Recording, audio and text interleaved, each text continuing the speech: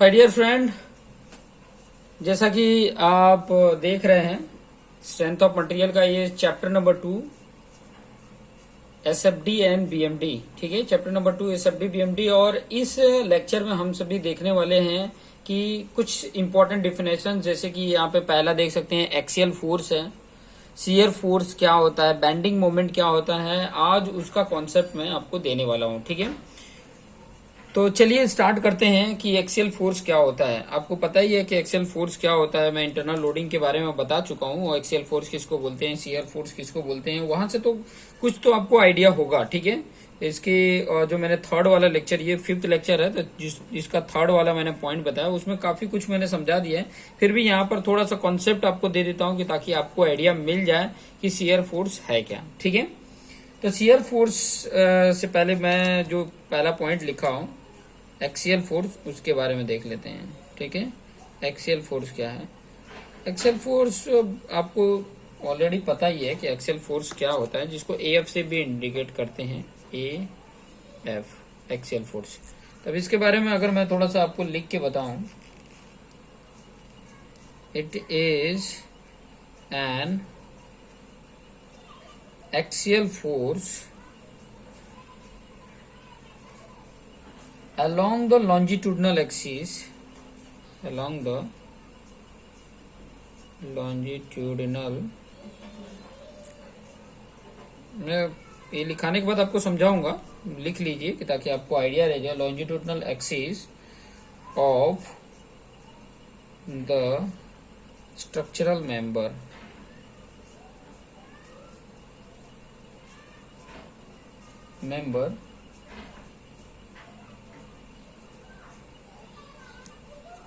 मतलब कहने का मतलब ये है कि जैसे मैं यहाँ पे आपको बताऊं कि ये आपका कोई बीम है।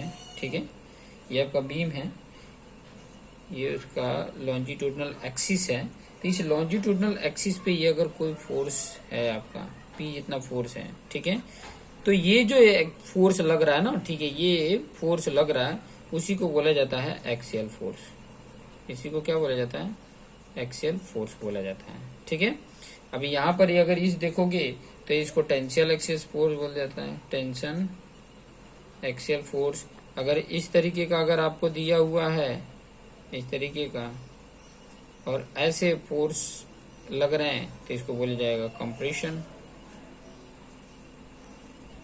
Compression axial force. ठीक है, अगर इस तरीके का अगर आपको देखने को मिल जाता है तो इसको टेंसाइल फोर्सेस बोल देते हैं, एक्सियल फोर्स, और इसको कंप्रेसिव एक्सियल फोर्स आपको देखने को मिल जाएगा। ठीक है, ये बीम है जिसके लॉन्जिट्यूडनल एक्सिस पे अगर कोई फोर्स लग रहा है तो उसको एक्सियल फोर्स बोला जाता है।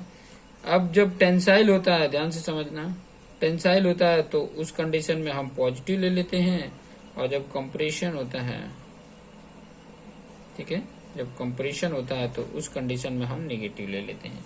बस ये थोड़ा सा पॉइंट जानना इंपॉर्टेंट था। ठीक है, आगे ऑलरेडी मैंने इसके बारे में तो ऑलरेडी बताया कि किस तरीके से, डायरेक्शन आपको पता चल गया। ठीक है, दूसरा वाला जो इम्पोर्टेंट है, बहुत इंपॉर्टेंट है ये चैप्टर के लिए, ये कॉन्सेप्ट अगर आपको समझ में आ गया तो बहुत ही आपको हेल्प रहेगा। ठीक है, शियर फोर्स क्या होता है। ठीक है, शियर अगर फोर्स जान गए तो आप शियर स्ट्रेस निकाल लोगे। ठीक है, फिर बाद में शियर फोर्स डायग्राम आप फाइंड आउट कर लोगे। बस ये कॉन्सेप्ट ध्यान में रखो। ठीक है, तो शियर फोर्स के लिए क्या बोला जा रहा है वो चीजें मैं यहाँ पे बता रहा हूँ।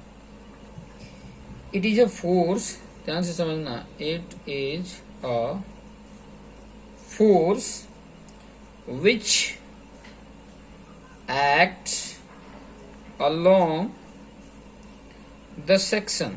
अब सेक्शन क्या है वो चीजें भी मैं, अलोंग द सेक्शन और अलोंग सम प्लेन या सेम प्लेन। ठीक है, अलोंग सम प्लेन, उसी को बोला जाता है शियर फोर्स। मतलब ये कोई फोर्स हो जो सेक्शन के अलोंग में वो अप्लाई होता हो, सेक्शन के अलोंग में लगता हो। ठीक है, तो उसी को बोला जाता है। जैसे कि मैं यहाँ पे बताऊं, यहाँ पे अगर आपको एक्सप्लेन करके बताऊं कि जैसे कि ये कोई बीम है, ठीक है, यहाँ पर ये 2D फिगर है, ठीक है, 2D ये बीम है, यहाँ पे कोई पी लोड लग रहा है। ठीक है, पी लोड लग रहा है, इसका लेंथ जो है वो एल जितना है, इसका लेंथ एल जितना है। ठीक है, इसको इस तरीके से भी इंडिकेट करके बताते हैं, आपको तो पता ही है। इस तरीके का ये पी लोड लग रहा है और ये एल जितना इसका डिस्टेंस, इस तरीके से भी इंडिकेट किया जाता है। ये भी 2D ही प्लेन है, ठीक है।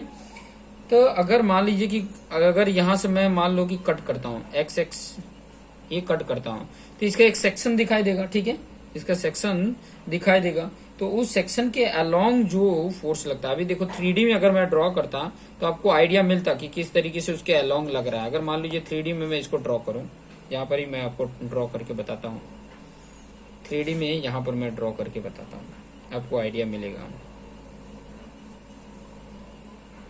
ठीक है।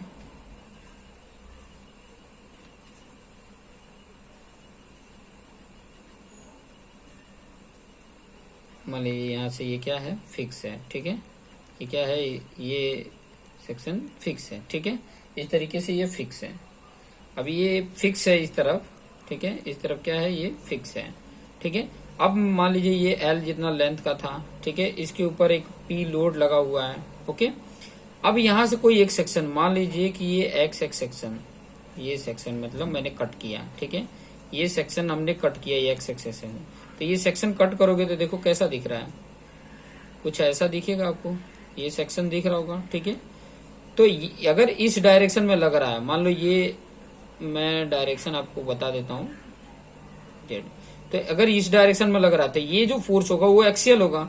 लेकिन अलोंग मतलब यहाँ पे थोड़ा सा मैं रेड पेन से बता देता हूँ, इस डायरेक्शन में लग रहा हो और ये प्लेन के इस डायरेक्शन में लग रहा हो, ठीक है, अलोंग ही लग रहा है, प्लेन के ही साथ लग रहा है, ये भी प्लेन के साथ ही लग रहा है, तो ये जो होगा, ठीक है, इस फोर्स को ही बोला जाता है शियर फोर्स। इस फोर्स को ही क्या बोला जाता है, शियर फोर्स। इस फोर्स को ही क्या बोला जाएगा, शियर फोर्स बोला जाएगा, ठीक है, इस फोर्स को ही क्या बोला जाएगा, शियर फोर्स बोला जाएगा, ठीक है। समझ में आ रहा होगा, ठीक है, समझ में आ रहा होगा। कुछ और इम्पोर्टेंट पॉइंट इसके रिलेटेड मैं आपको बताता हूँ, थोड़ा सा और क्लैरिफाई करके शियर फोर्स को मैं आपको समझा दूं कि ताकि आपको अच्छी तरीके से समझ में आ जाए, ठीक है। कुछ इम्पोर्टेंट पॉइंट लिख लो तो बहुत ही काम आने वाले। क्या बोल रहा है कि शियर फोर्स जो है, shear force at a section is the resultant, shear force is the resultant of all the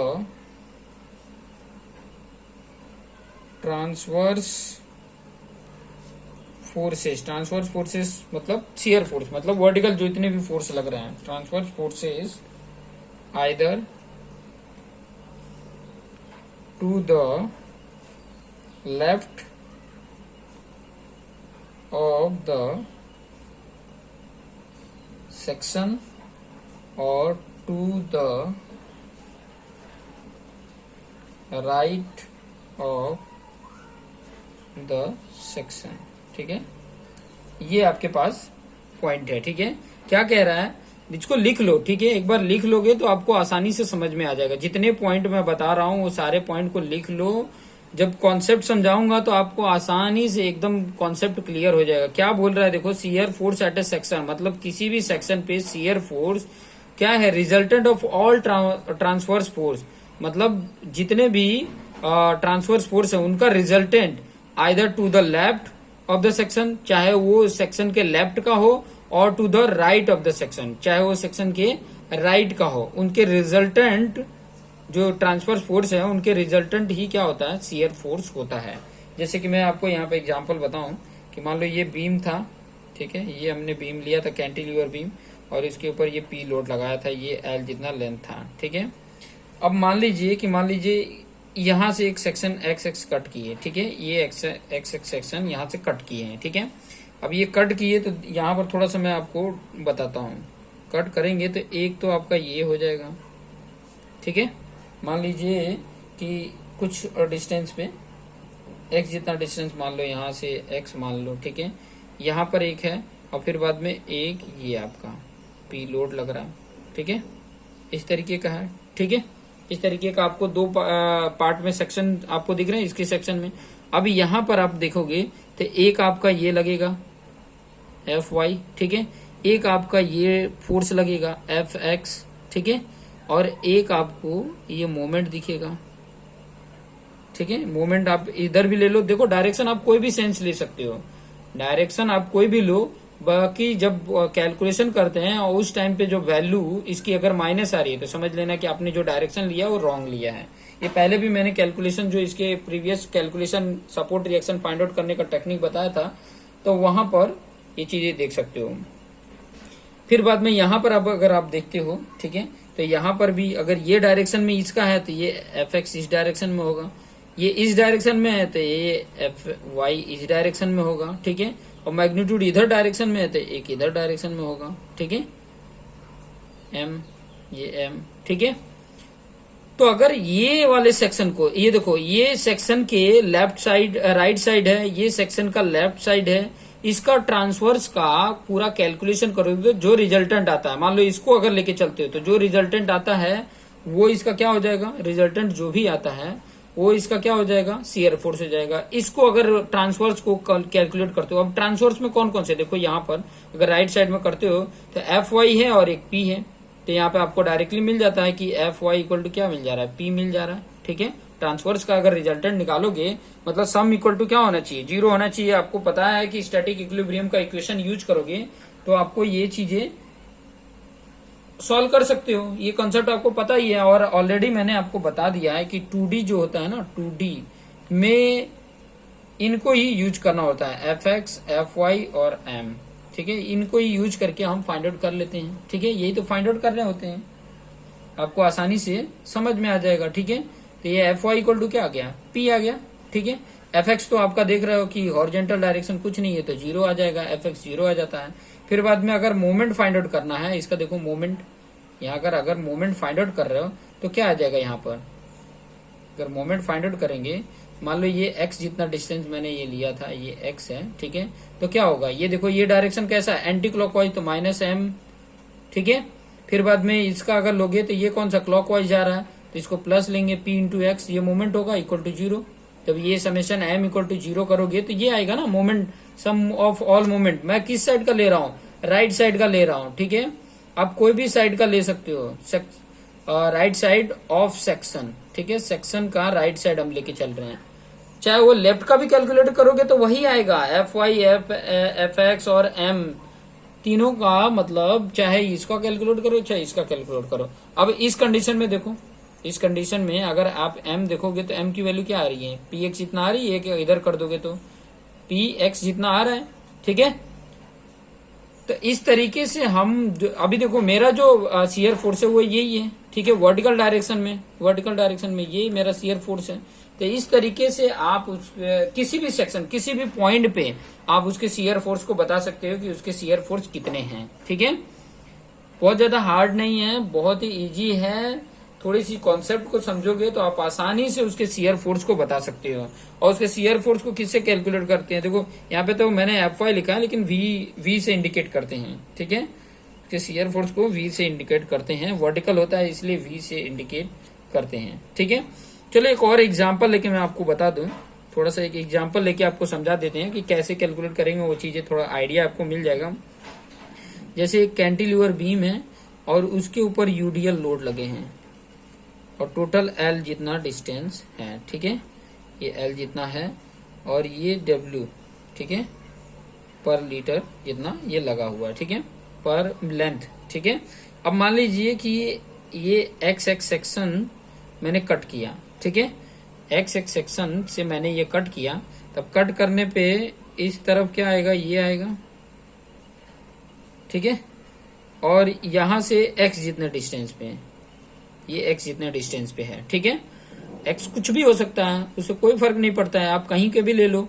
अब ये इधर से इस तरफ आ रहा है, मतलब एल की लेंथ की तरफ ही आ रहा है, ठीक है। जैसे जैसे बढ़ते जाएगा वैसे वैसे एक्स की जो भी वैल्यू पुट करोगे वो चीजें यहाँ पे इंडिकेट करके बता देगा। एक तरफ तो आपको ये दिख रहा है और दूसरा आपको ये दिख रहा होगा, ये दिख रहा है ना, सेक्शन दो आपको दिख गए, ये दो सेक्शन है, ठीक है। तो इसका एक लो एफ, ये इसको वी एक्स ले लो, और ये इस डायरेक्शन में तो इसका वी एक्स इस डायरेक्शन में होगा, ठीक है। इसका मोमेंट इस तरफ है तो इसका मोमेंट इस तरफ होगा, मैग्नीट्यूड सेम ही होंगे, ठीक है, मैग्नीट्यूड क्या होगा, सेम ही होगा, एफ तो जीरो ही होगा, क्यों, क्योंकि हॉरिजॉन्टल इसमें कोई फोर्स है ही नहीं है, ठीक है। अब मैं इक्वेशन यूज कर लूंगा, आपको पता ही है ऑलरेडी कितनी बार कितने मैंने प्रॉब्लम सॉल्व किए हैं, इसके चौथा जो लेक्चर है उसमें देखिए कितने सारे प्रॉब्लम को मैंने सॉल्व किए हैं, उस प्रॉब्लम को आप देखिए, आपको ऑटोमेटिक आइडिया मिल जाएगा, ठीक है। बहुत सारी जितने भी क्या यूज करना है, summation F X equal to zero, summation F Y equal to zero, summation M equal to zero, किसी भी पॉइंट पे मोमेंट जीरो, ठीक है। कॉन्सेप्ट यूज करोगे आपको आसानी से सभी चीजें कैलकुलेट हो जाएंगी। अब मैं इस सेक्शन के लेफ्ट का अगर काउंट करूं, ये आपको पता है डब्ल्यू है, पर मीटर लेंथ का होगा, ठीक है, डब्ल्यू है, यूडीएल लोड है। आपको अगर इसका V summation F Y equal to use करोगे तो ये वी एक्स आएगा अपर डायरेक्शन में, और नीचे क्या है डब्ल्यू इंटू ये एक्स जितना लेंथ है, तो ये डब्ल्यू का एक्स में मल्टीप्लीकेशन हुआ तो पॉइंट लोड में कन्वर्ट हो जाता है, तो कितना बराबर, ये नीचे है ये ऊपर है तो इसके इक्वल हो जाएगा डब्ल्यू इंटू एक्स के, इसका शियर फोर्स मिल गया, ये इतना शियर फोर्स होगा, ठीक है। अब जहां पे भी किसी भी सेक्शन पे फाइंड आउट करना होता है इतना शियर फोर्स होगा इसका। यहाँ पर अगर फाइंड आउट करोगे तो एल जितना लेंथ है एक्स की वैल्यू एल पुट कर दो, डब्ल्यू इंटू एल हो जाएगा, किसी भी जगह पर पुट करोगे। और वहीं एम एक्स फाइंड आउट करना है मान लो, ठीक है, ये वी एक्स किया था, एम एक्स ये फाइंड आउट करना है, तो आपको पता है ये फॉर्मूला, ये इस तरफ है तो ये इस तरफ आएगा, तो W into x by two ये होता है ना, W into x by two, तो क्या हो जाएगा W x square upon two, यही होगा ना एम एक्स, यही आ जाएगा, ठीक है। तो इस तरीके से कैलकुलेट कर सकते हो। हमको तो ये शियर फोर्स था, ये तो बेंडिंग मोमेंट आपका आ जाएगा, ठीक है, बेंडिंग मोमेंट आ जाएगा। अभी इंपॉर्टेंट था देखो साइन कन्वेंशन, अभी इसका साइन कन्वेंशन सुन लो, बहुत इंपॉर्टेंट है इसका sign convention, okay. Sign convention important है, जैसे एक्सियल फोर्स का मैंने बताया था कि टेंशन में पॉजिटिव होता है, तो इसका साइन कन्वेंशन भी हम देख लेते हैं। शियर फोर्स का साइन कन्वेंशन बहुत ही काम आने वाला है, ठीक है। Sign convention for shear force लिख सकते हो एस एफ, ठीक है, एस एफ के लिए साइन कन्वेंशन अगर इस तरीके का है, मान लो ये बीम है, ठीक है, ध्यान देना, अगर यहाँ पे इस डायरेक्शन में है और यहाँ पे इस डायरेक्शन में है, ठीक है, जब ऐसे कंडीशन आपको देखने को मिल जाए तो शियर फोर्स पॉजिटिव लेंगे, ये सब क्या होगा पॉजिटिव। कहने का मतलब है कि जब किसी लेफ्ट में अप, किसी भी बीम में, ठीक है, जब किसी लेफ्ट में अप हो, अपवर्ड डायरेक्शन में फोर्स हो की तरफ और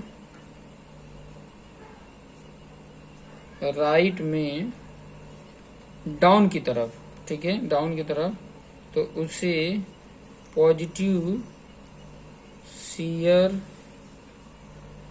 फोर्स कहते हैं। अभी उतना एग्जाम आपको समझ में नहीं आएगा, जब न्यूमेरिकल करेंगे ना तो एकदम आपको आइडिया मिल जाएगा कि कब पॉजिटिव शियर फोर्स होगा, कब निगेटिव होगा, ठीक है। तो ये चीजें वहां पर आपको आइडिया मिल जाएगा कि जब इस तरीके का कंडीशन दिखे, ठीक है, तब हम पॉजिटिव लेंगे, और जब इस तरीके का कंडीशन बीम में देखने को मिल जाए, ये बीम है, ठीक है, इस तरफ अप हो, राइट में अप हो और इधर डाउन हो, ठीक है, ऐसे कंडीशन में कि जब लेफ्ट में डाउन हो और राइट में अप हो, उसे नेगेटिव शियर फोर्स कहते हैं, ठीक है। पॉइंट समझ में आ गया, ठीक है। साइन कन्वेंशन शियर फोर्स का बस न्यूमेरिकल करोगे तो आपको आइडिया मिल जाएगा कि कब पॉजिटिव लेते हैं, कब निगेटिव लेते हैं, वो चीजें आपको आइडिया मिल जाएगा, ठीक है। अब आ जाते हैं बेंडिंग मोमेंट, तीसरा जो है bending moment.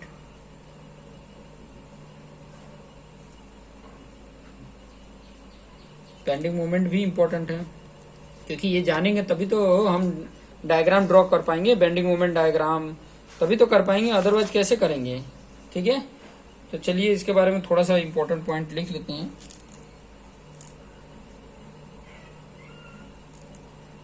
Bending moment equal to bending moment equal to, अगर बोलेंगे बेंडिंग मोमेंट को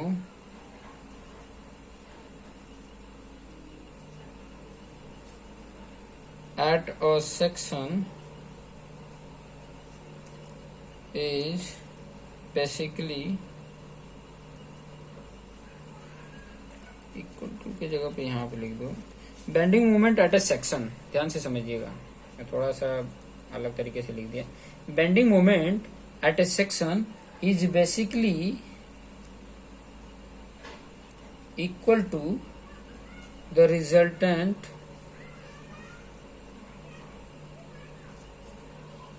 मोमेंट। वहां पे देखिए रिजल्टेंट ट्रांसवर्स फोर्स था, यहाँ पे रिजल्टेंट क्या है, मोमेंट है, बस और कुछ डिफरेंस नहीं है, बाकी वही लिख सकते हो। At the section due to all transverse force, due to all transverse force, क्योंकि इसी के कारण तो ये बेंडिंग मोमेंट जनरेट होगा और उसी रिजल्टेंट मोमेंट को ही हम बेंडिंग मोमेंट बोलते हैं। ठीक है, transverse force either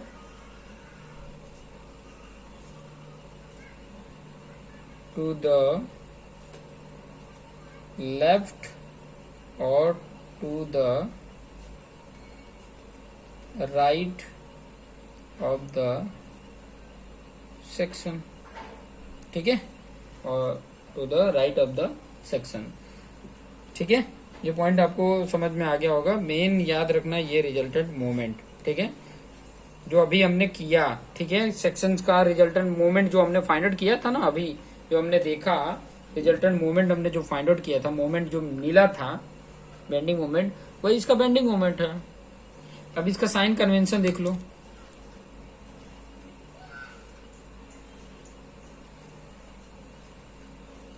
sign convention देख लो। ठीक है, साइन कन्वेंशन दे दो, फिर बाद में एक एग्जांपल देके आपको थोड़ा मैं समझा दूंगा कि शियर फोर्स बेंडिंग मोमेंट की वैल्यू किस तरीके से कैलकुलेट करते हैं, कि ताकि आपको आइडिया मिल जाए कि किस तरीके से कैलकुलेट होता है।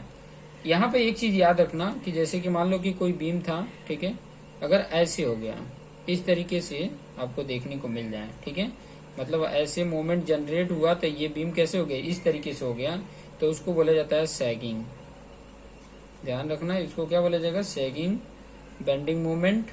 और इसकी वैल्यू जो होती है वो पॉजिटिव होती है, पॉजिटिव बेंडिंग मोमेंट होती है, ये याद रखना। ठीक है, अगर आपको इस तरीके से देखने को मिल जाए, मान लो आपका बीम था, इस तरीके से हो गया, किस कारण से हुआ, ऐसे बेंडिंग लगने की वजह से, ऐसे बेंडिंग मोमेंट, तो इसको बोला जाता है हॉगिंग। ठीक है, हॉगिंग बेंडिंग मोमेंट। तो यहाँ पे क्या था, निगेटिव बेंडिंग मोमेंट। एक एग्जांपल बताऊं कि आपने इलेक्ट्रिक वायर को देखा होगा तो कैसा आपको देखने को मिलता है, इस तरीके से लटका हुआ देखने को मिलता है, इस तरीके से ऐसे झूल जाता है। ठीक है, तो वहां पर किस तरीके का मोमेंट जनरेट होता है, तो सैगिंग वाला जनरेट होता है। ठीक है, वहां पे कैसा जनरेट होता है, सैगिंग जनरेट होता है। तो ये चीजें आपको आइडिया मिल गया होगा। ठीक है, तो देखते रहिए, कुछ और नेक्स्ट वीडियो में मैं लेकर आऊंगा, आपके पास एग्जांपल लेके आ जाऊंगा जिसमें थोड़ा सा शियर फोर्स और बेंडिंग मोमेंट कैसे फाइंड आउट करते हैं वो चीजें, थोड़ा कॉन्सेप्ट मैं आपको बता दूंगा एक एग्जांपल के तरीके से। फिर बाद में कुछ और कॉन्सेप्ट लेकर आऊंगा, छोटे छोटे कॉन्सेप्ट लेकर आऊंगा कि ताकि आपके कॉन्सेप्ट क्लियर हो जाए। ठीक है, तो देखते रहिए। Thank you for watching this video.